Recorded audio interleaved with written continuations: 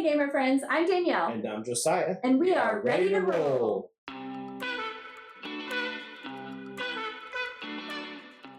Today, we're talking about our top 10 games of 2024. We played all of the same games in 2024. And so the vast majority of our games are going to be crossovers. Yeah, mostly. There were a couple that we didn't play the same. And so we decided to take like the average of our list and put them together. 10s.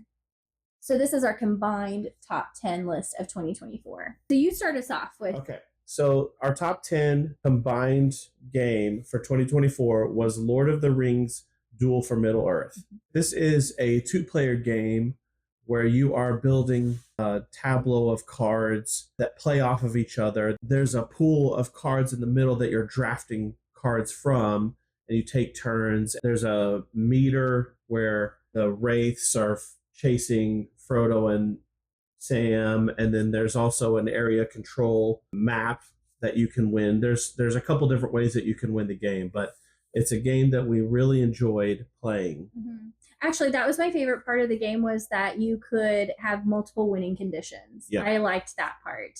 It wasn't one strategy, because it looks like kind of a small game, and but there's multiple strategies that actually going on in that game. I like it. And we of course love the theme. Yes. It's great. So that was our number 10, Lord of the Rings Duel for Middle-earth.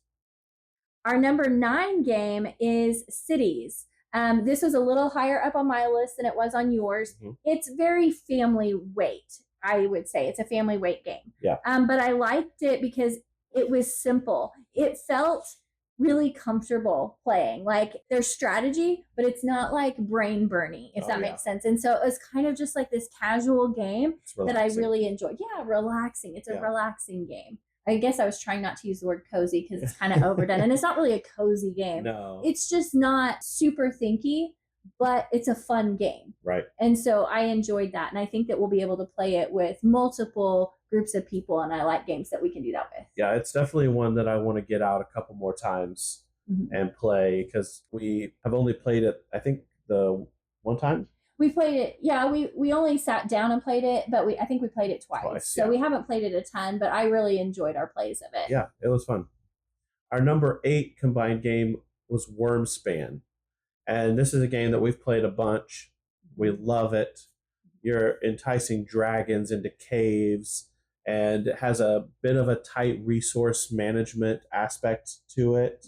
It's just a really fun game. The artwork is really cool. I loved Wyrmspan. Yeah. I thought it was so good. The first few times we played, I couldn't wait to play it again because I enjoyed it that much. And I loved the art style, this like watercolor dragon. Yeah. I just loved every bit of Wyrmspan. I really enjoyed it. And it's a bit of a thinky game too. Like, it's a little puzzly of how what dragons you entice to which caves and building combos off of each other. It's a really fun game. That was our number 8, Wyrmspan. Our number 7 is Stamp Swap. Stamp Swap is a game we just got to play, and we both enjoyed it quite a bit. Yep. It was, you're collecting stamps. You have to pick certain ones. It's a I split, you choose mechanism. Yep. So you're like splitting up the stamps that you have, and then the other person gets to pick which group. Group of stamps that they're going to take into theirs. And then you're trying to, I guess, bonus off of all these different winning conditions. And so I just really enjoyed it. I thought it was a really great game. Again, it's in that medium weight category. Yeah. I really feel like for Euro games, that's kind of our sweet spot. Absolutely. Because we enjoy some of the heavy Euros. Don't get me wrong, there are heavy Euros that we enjoy, but that medium weight Euro is a really good spot. It's where it sings for us the most. So that was our number 7, Stamp Swap. Our number 6 was Let's Go to Japan. And this is a game that it took me a minute to warm up to. Mm-hmm. Man, I really love it now. Yes. It is such a great game. I love the mechanism of choosing some cards, and then you have to give your leftovers to the other person and vice versa. Mm-hmm. And there's different combinations of that swapping of cards throughout the game.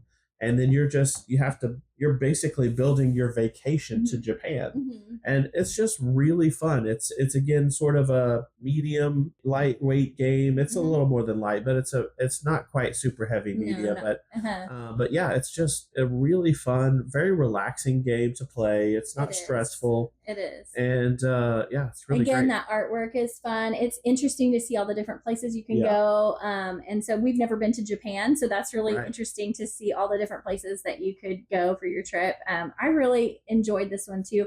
It is a even better game than I think it's going to be almost every time I play. Right.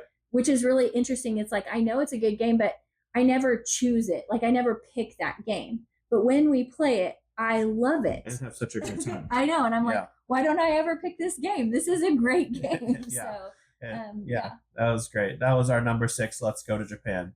Our number 5 is Castle Combo. Now this was way up on my list, and it was lower on his list. He still had it on his list, but it was lower. So it kind of met right in the middle at that number 5. Castle Combo is this card game that you're drafting cards and putting them in front of you in your tableau, and they're going to score off of each other. So it's how can I get this to score as many points as possible with this? If I add this card, I'm going to get this one to score, and they just fire off of each other. And I love games like that.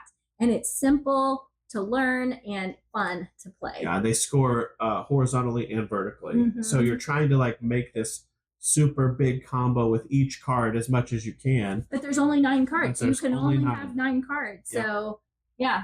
And the game ends when you get your 9th card. And there's 2 different deck pools that you can choose from, that you can draft from.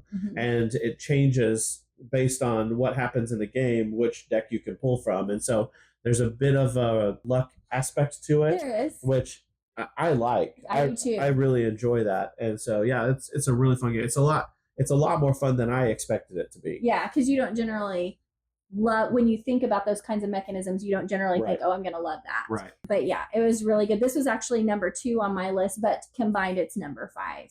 Castle Combo. All right, and our number 4 was Windmill Valley.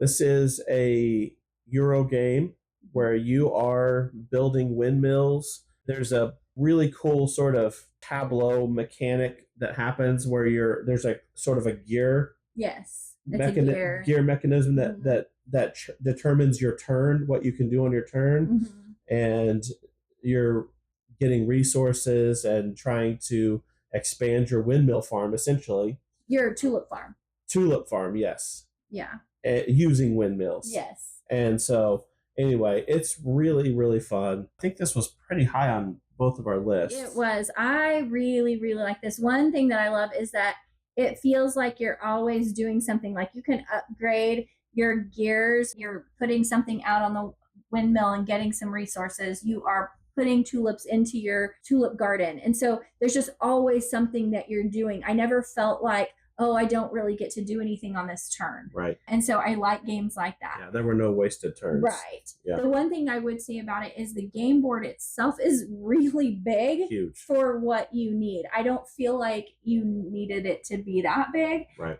It is really cool. The art's good. It's colorful and pretty. It's just a little too big. Yeah, it is. Yeah, that would be my only complaint about the game. Other than that, the gameplay itself, I absolutely loved. It was great. It was a good one. That was our number 4, Windmill Valley. Our number 3, you might think is a little bit cheating because technically the first one came out in 2023, but I hadn't even heard of it until 2024. And and now there's 3 of them, and the other 2 came out in 2024. So we're putting it on our 2024 list, and that is Kinfire Delve. Kinfire Delve, it's basically a dungeon crawl, but done in a very interesting way because there's a well. You're going down into the well, and you have to fight and clear things as you go down into the well. And then at the bottom, you are fighting the big baddie. The big boss, yeah. And so whatever that one happens to be. And it's a 2-player game. You can play at more players if you have more than one box, but we've never done that. Right, we've only played it 2-player. And it uses cards. It uses cards, yes. Cards to fight. And your cards are kind of a tight resource. Yeah. So you have to really think about that. And your shared health is only 10 between you. Right. And so there is it's very tough. It's not real easy. So yeah. But it's really fun. So good. So good. Yeah. So that's our number 3, Kinfire Delve. Our number 2 was high on both of our lists, and it's Kelp.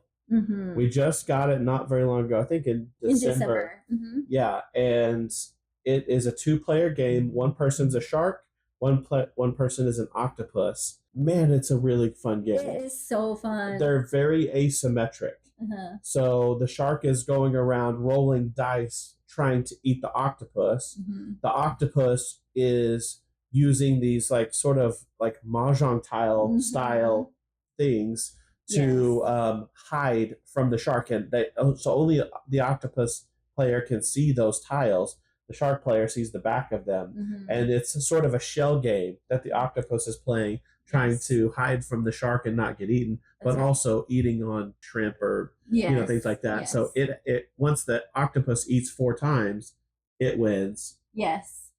And if the shark finds the octopus and eats, and then mm-hmm. it wins. And so anyway, super fun game. Yeah, and when the shark and octopus finally collide, it's easier for the octopus at first to get away. But then the more they collide, eventually the shark is going to eat the octopus. Right. So it's like it's just really interesting. I love the asymmetrical side of things. Yeah, me too. Yeah, so when they collide, there's 3 colors. Each person has the same 3 colors, and then they pick one of the cards and then lay them down and see if they match. If they match, the shark wins. Mm-hmm. If they don't match, the octopus got away. Yes. And so it's so good. Really so good. That's our number 2, Kelp.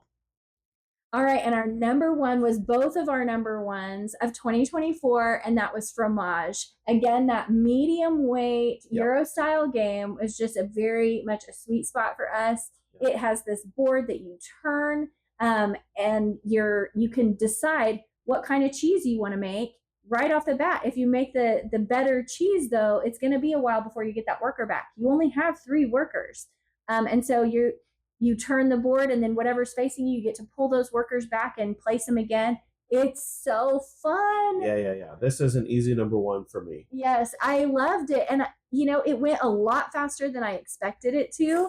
I thought when I have all these cheese pieces that I'm going to place, I'm like, oh, it's going to be a longer game, but it's quick. It goes quick, and it's very relaxing. It is. You're doing stuff at the same time, so there's no downtime. Yeah.